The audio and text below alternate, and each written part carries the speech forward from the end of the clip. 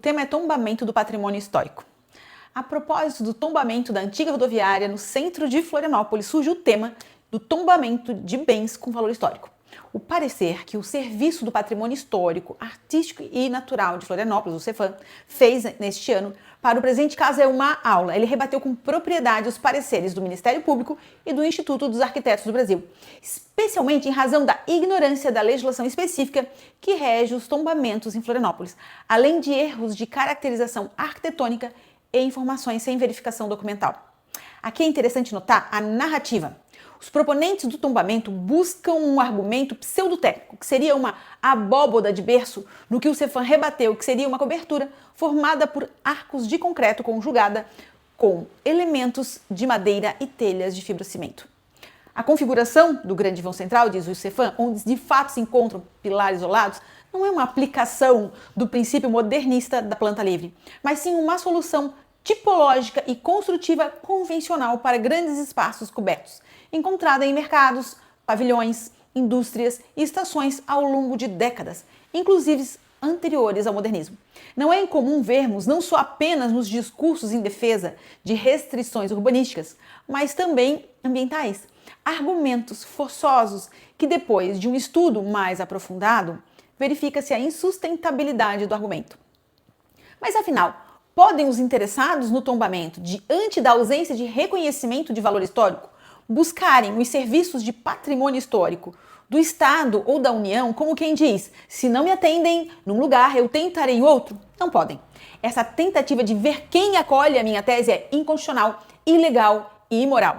A competência no âmbito do tombamento é dada pelo interesse. Se o interesse é local, portanto, a atribuição é do município.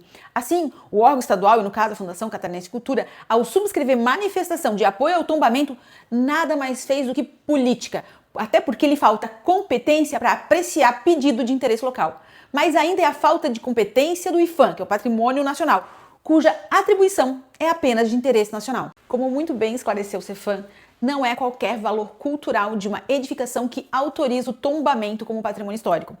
É preciso ter cuidado com os argumentos persuasivos, baseados em pseudociência, carentes de base factual e permeados por subjetividade, e não raro, de caráter puramente emocional e especulativo, desprovido de rigor técnico. É evidente que qualquer construção poderá ter um certo valor cultural, mas isso está longe de reivindicar um tombamento, o que impõe uma restrição severa ao patrimônio. De forma acertada, diz o CEFAM, que a memória de uma dada edificação poderá ser preservada por outros meios, como registros históricos e sinalizações urbanas. O tombamento é um instrumento jurídico de máxima proteção, que deve ser reservado para os casos em que a própria materialidade do bem, sua configuração espacial, solução construtiva, autenticidade e integridade é portadora de um valor cultural excepcional e insubstituível.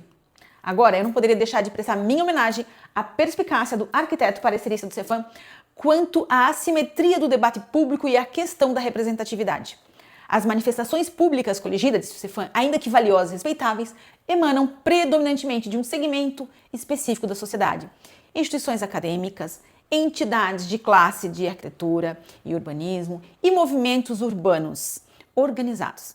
Estes grupos, que podemos caracterizar como detentor de um significativo capital cultural e simbólico, mobiliza-se por uma causa cujos custos potenciais não recaem diretamente sobre si. Suas argumentações, portanto, podem prescindir do confronto com as consequências práticas da preservação no cotidiano da cidade. No CEFAM, em contrapartida, existe uma outra vertente da opinião pública, menos organizada e com menor acesso aos canais formais de manifestação, que se opõe à preservação do imóvel.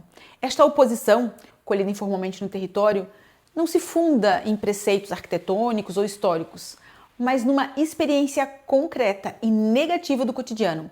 Para esses cidadãos, moradores e comerciantes do entorno, o edifício não é um símbolo do movimento moderno, mas um foco palpável de insegurança e degradação. Fecha aspas. Também não passou em branco pelo parecerista que o que está em causa é a instrumentalização da questão patrimonial em favor de uma visão de modelo de cidade para o local, preservação do que existe versus segurança e atração de investimentos. É quando a causa do patrimônio histórico vira um metadiscurso para esconder o verdadeiro discurso. Dito isto, Não se pode esquecer que a administração pública, para além do princípio da legalidade estrita, isso é, somente pode fazer o que a lei permite, está submetida ao princípio da eficiência. Quando há a vulgarização de um instrumento tão rígido como um tombamento, desvirtuando-o, tem-se inexoravelmente um conflito social importante e uma sobrecarga do poder público, impedindo a proteção daquele patrimônio de materialidade insubstituível, até porque quem quer fazer tudo acaba por não fazer nada. Você quer saber mais sobre o tombamento? Siga as nossas redes sociais.